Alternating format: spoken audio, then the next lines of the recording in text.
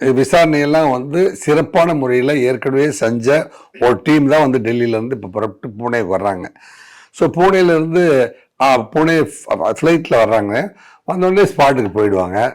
So எத்தனை மணிக்கு 8 மணிக்கு மும்பையிலேருந்து கிளம்பும்போது இந்த ஃப்ளைட்டை யார் வந்து ஃபைனல் செக்கப் கொடுத்து வந்து அது வந்து ஓகே கொடுத்தது யார், அது வந்து சர்டிஃபை பண்ணணுமா. ஒவ்வொரு ஃப்ளைட்டும் வந்து கிளம்பும்போது ஃப்ளைட்டில் வந்து number 1 engine, number 2 engine, fuel வந்து ஃபில்டு ப்ராப்பர்லி, விண்டு டைரக்ஷன் ஒரு ஆர்டிசின்னு ஏடிசின்னு ஒன்று இருக்குது இல்லைங்க. ஏடிசியில் வந்து ஓகே கொடுத்ததுக்கப்புறம் தான் வந்து டேக் ஆஃப் ஆச்சு அப்படிங்கிறதெல்லாம் வந்து 1 by 1 வந்து லிஸ்ட் அவுட் பண்ணுவாங்க. அப்படி லிஸ்ட் அவுட் பண்ணும்போது இந்த இயந்திரத்தில் கோளாறு என்பதற்கான வாய்ப்பு இருந்ததா இல்லையா அப்படிங்கிறத வந்து ஃபஸ்ட்டு முடிப்பாங்க.